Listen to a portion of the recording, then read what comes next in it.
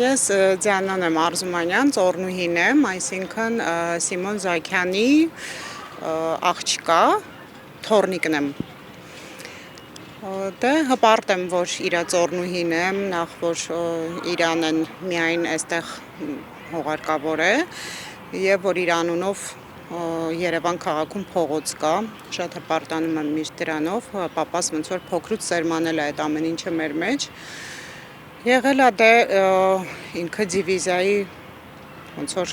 ղեկավարը, պալկովնիկ, հա, հայրիկիցս, պապիկիցս անմիջապես, տատիկիցս, բոլորից լսել եմ, մեր ընտանիքում միշտ ընդունված է եղել, հա, այս մայիսի 9-ը անպայման գալ, հիշատակել այդ օրը,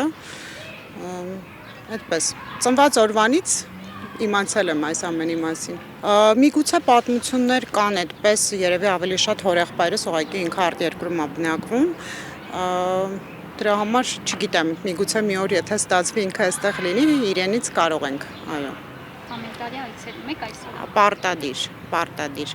Ու շատերը հարազատներից այստեղ չեն ապրում, դրա համար ոնց որ ստացվում որ ես ու իմ երեխաներն ենք մնացել,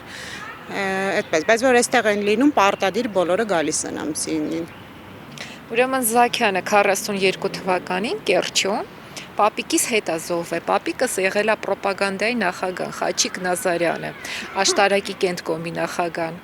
Ուրեմն նռնակը գցում են տանկի վրա, վառվող տանկը ընկնում է իրենց վրա, երկուսն էլ զոհվում են։